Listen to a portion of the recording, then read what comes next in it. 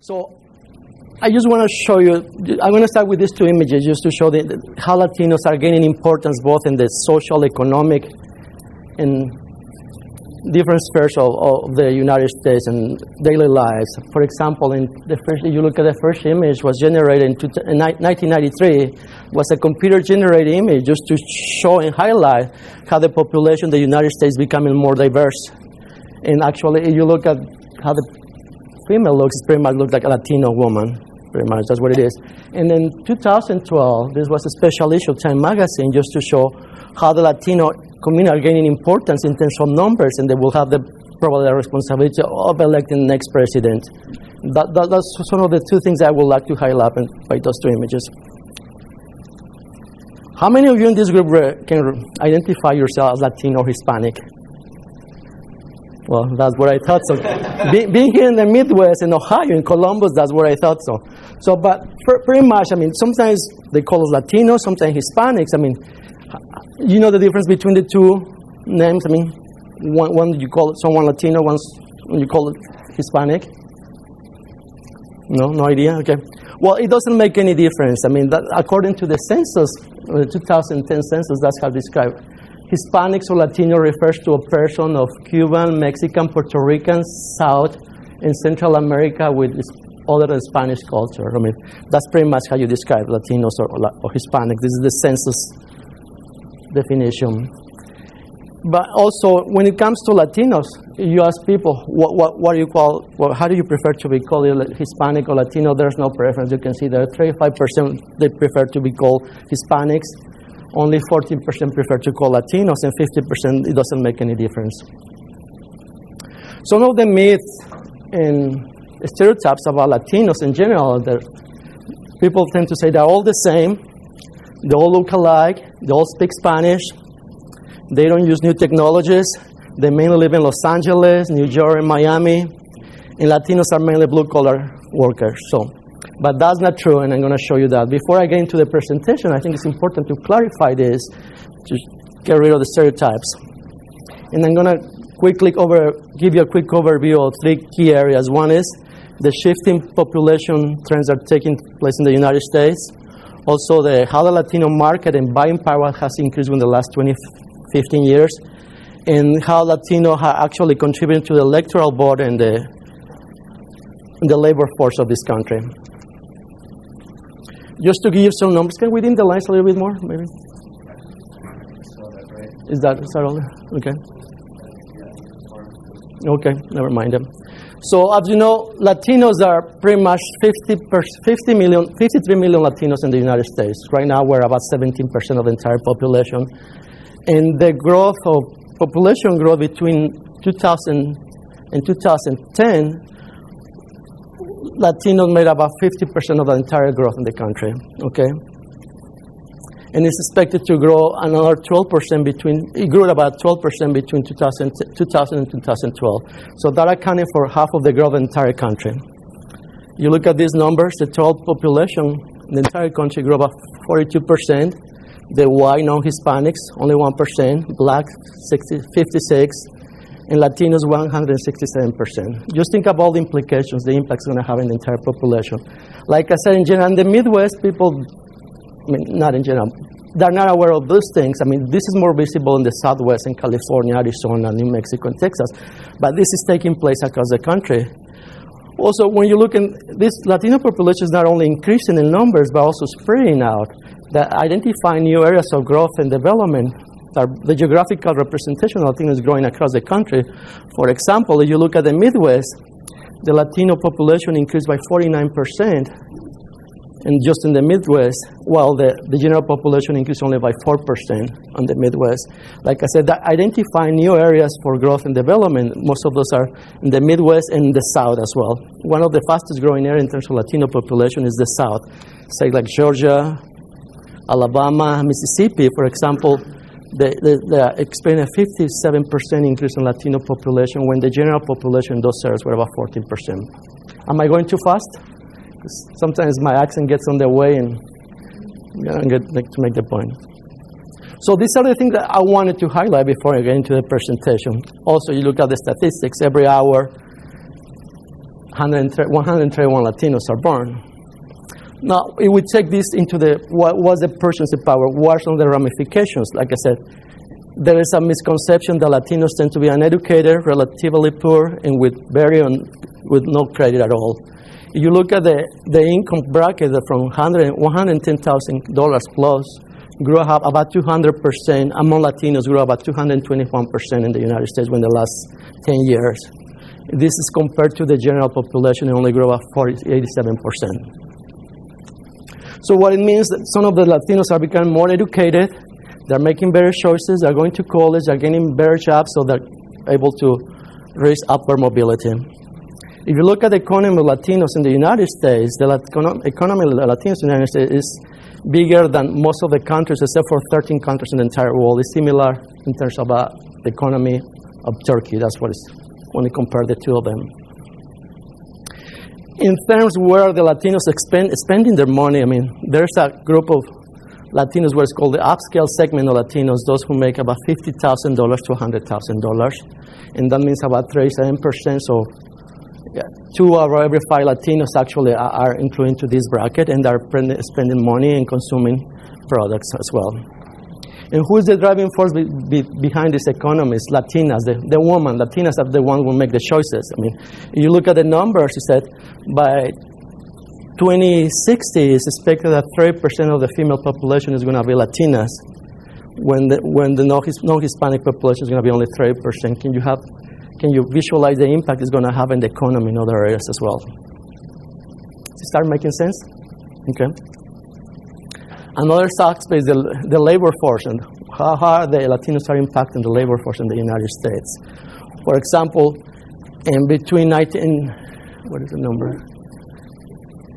Well, Latinos accounted for 50% of the labor growth in the United States in the last 10 years, and is expected to account for 18% in the next 3 years as well. In the earnings, I mean, the bracket that goes from $50,000 to $100,000 is increasing. It's expected to double in the next 5 years. Also, in things of making a political difference when it comes to elections and presidents and governors, things like that. I mean, in 2012, there were about 23.7 million Latinos that were eligible to vote. But the reason, not all of them voted because some of them were not prepared, they were not educated about the potential they can have. So just think about the numbers. 23.7 million are eligible to vote. And every, what is it here? Is that here? And 50,000, every month 50,000 Latinos are turning 18, so that means they're eligible to vote. So this is just one of the numbers that will have an impact in the general population and economics. I mean, and that here is pretty much just to highlight some of the things that I just mentioned. In terms of population distribution, there are counties in the Midwest and the South that have experienced 500 to 700% increase in Latino population in these areas. Usually in Illinois, Indiana, Northern Ohio, Georgia, and Alabama and Mississippi. Those are the states that, in the Carolinas, of course. But where all the influx of Latino population in the last 10 to 15 years, we have experienced a revitalization process. I don't know if you have noticed that in Columbus, but this is pretty common in Los Angeles, large cities like Los Angeles, Phoenix, Albuquerque, Tucson, where immigrants move into the areas because the availability of available buildings in houses are being abandoned because of the sprawl. In the donut effect, most of these people come into these areas and kind of revitalize through commercial corridors. And these are the type of businesses that are transforming these areas. For example, you can see a Taco Bell converted into a different type of store, and the movie theaters converted into swap meet and market, gas station converted into places where people can come and eat. This is what is called the urban cycles. And planning and design, every city goes to urban cycles. Urban cycles, I mean, there's new construction, new development, then comes abandonment, then recycle of the buildings, the old abandoned areas. This is where most of these corridors are going through. And the Latino population are contributing to the development of this recycle process in many areas. But what is Latino urbanism? What is Latino way of life? Have you heard that term before? Latino urbanism? Any ideas what Latino urbanism is all about? Okay. Well, Latino urbanism is about it's a lifestyles, how Latino come into these areas and revitalize, how they organize the space through their culture, their food, their interests. That's how pretty much transform and revitalize urban corridors. And some of the things they bring that are essential for the revitalization are include socialization. Latin people, Hispanics tend to be very social. Leisure activities, they spend a lot of time with their families in the park. Studies have shown that Latinos use parks, public parks, more than any other ethnic groups because they don't need any type of formal setting to play soccer, have a picnic. And our studies have shown in Los Angeles, Latino communities actually use the parks more than anybody else. And this is a topic that's gaining importance in the last 10, 15 years. There's some of the publications that have come out within the last 10, 15 years. There's one right there, and I'm already working on another one myself. So this is not something that is new. I mean, this comes from different perspectives, different cultures.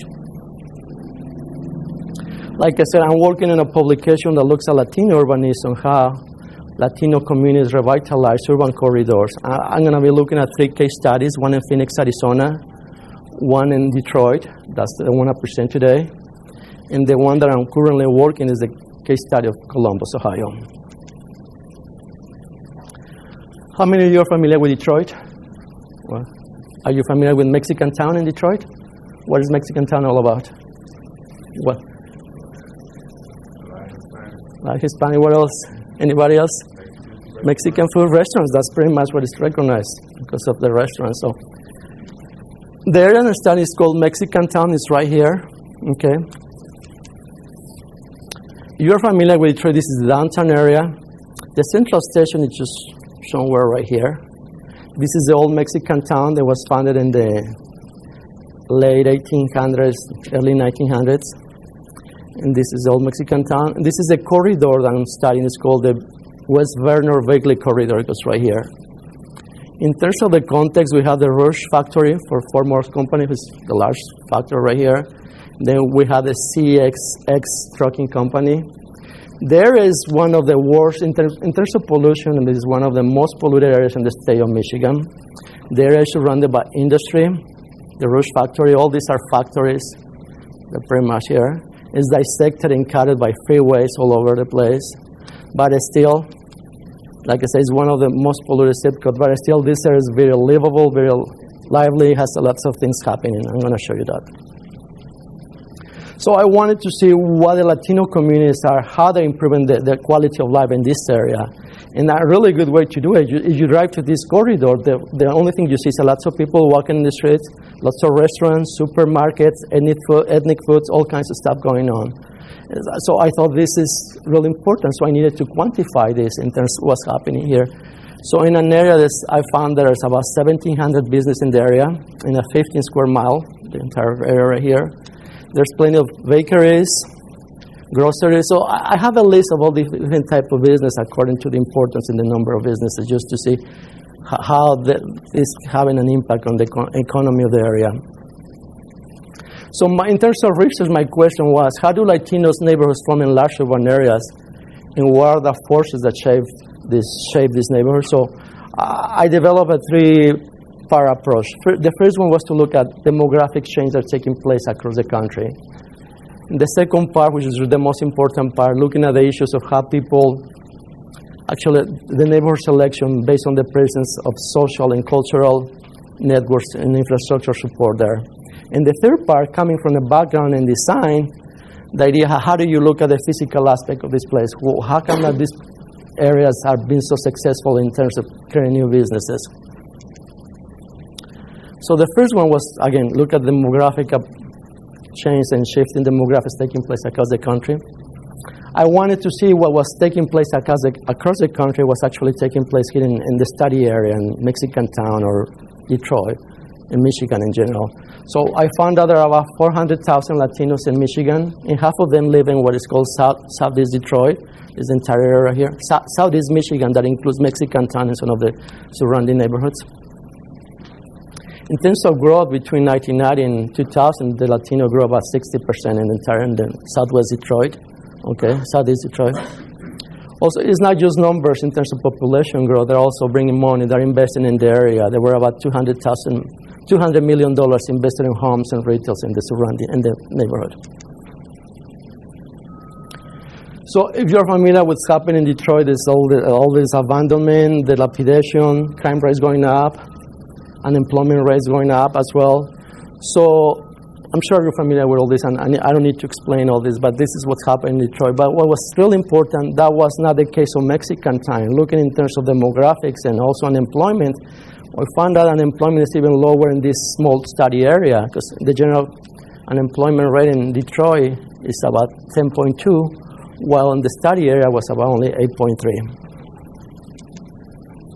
And when it comes to household and median household and income was the same thing, we found out that the conditions was better than the rest of Detroit.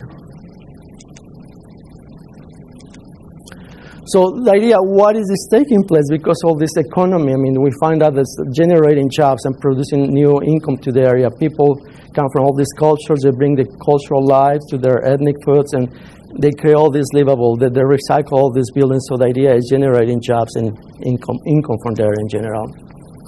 The second part of the research process was, what makes these places so special? How do the Latino community select these areas to move into these neighborhoods? So one of the reasons was the presence of social and cultural networks in terms of neighborhood selection. By this I mean, what the type of infrastructure is there to help them? For example, there are several non-profit organizations that help immigrants to acclimate to the area. They help into the English is second language. I mean, ESL classes, how to get jobs. If they want to get a business started, actually, they help them to familiarize with the process there. So that's what's really important. In the past, historically, this neighborhood was an immigrant neighborhood. Back in the early 1900s, when the Germans moved into the area and established the neighborhood. And then the late, mid-30s, 20s and 30s, once they reached upward mobility, they moved out, and then the Italians came in. So they were up until the 1930s, 1940s. From then the Latinos came in. Once the Italians reached upward mobility, they moved up to other areas, to better places, so the abandoned areas, and the Latinos started coming in the 1950s. But this is more like a revolving door. They never left. One group comes, reached upper mobility and gets out into a better place, and another group comes in. So why this social infrastructure is important? Because they act as a buffers. Somebody who's coming from another country, don't speak the language, how to acclimate to the area, so that's a good way. Also, they provide social support.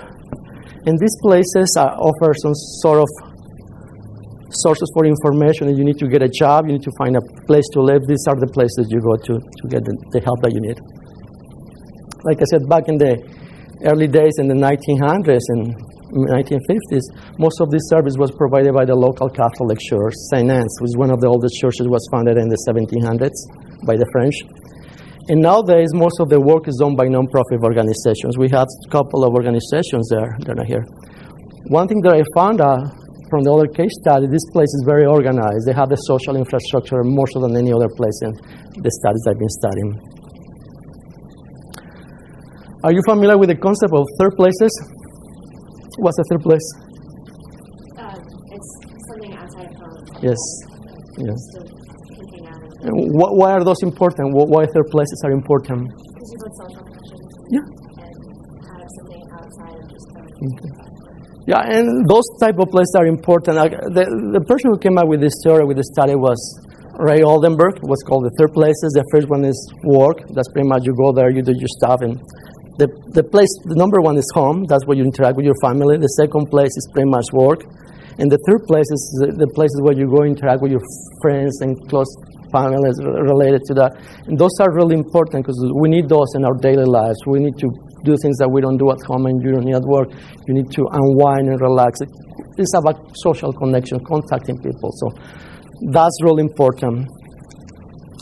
But some of the typical third places that we find are bars, restaurants, parks, places where people interact with each other. Those are really important. But what are the third places in this area, in the Mexican town and the Werner corridor? I found that most of the third places are usually the bakery, the barber shops, the coffee house, That's how they relate to each other. For example, it's a new group of immigrants that move here. One thing that I found out talking to people, I found out that the reason, in addition to social networks, the reason to move there, that's because they knew someone, a family member who has a restaurant here, someone who works here, a friend, things like that. This is what I call chain migration. You come here because somebody's already there and established, and that's going to help you to establish yourself. So this is pretty much what the third places are in the Mexican town, the Werner corridor. And this function as bulletin boards. You need to find a place, a job, things to do. That's where you go. Also, looking at the physical structure, I found that there were three distinctive nodes within the Mexican town, the entire corridor. And they were very distinctive because they have all the what I call the community anchors. First one, the school, the church, the community center, the park, and the last one was the convenience stores that are all over the place. So if you look at these three different networks, three different nodes within the entire Mexican town, you can see they are very distinctive. In each one of them, they create a community center. This is important for them to establish the presence of community anchors. The third part, I wanted to look at the physical infrastructure of this place. How come this place is successful, transforming from the residential use, all commercial use of light industry areas for new businesses? And the idea here is to look at the retail rules for successful areas. For example, the first one, there has to be foot traffic. This area has foot traffic. There's plenty of people on the streets all the time. Also, there's parking. Parking is always provided along the streets. Okay, the residential mixes in the area is very well connected to the rest of the neighborhoods. And there are public transportation who's actually present in the area as well. So they have all the elements for successful business, in terms of foot traffic and things like that. But also it will look at how to create more livable commercial areas. It's important to look at the structure that we have here. First, building has to need to create a wall, a street wall. That's pretty much what you see here. It's all the way up to the sidewalk. And why is that important? Because you connect people to the places that they're seeing next to them. So the idea is to have people walking, contacting along the street. That's important. It creates permeability. That's why you see all those windows, large entrances. When you walk along the sidewalk, you see what's happening. It's a bakery. What are the things they're selling there? So that's important for the livability of the commercial areas. Okay. And also, there's no parking in front of the street. In front of the buildings. That's crucial.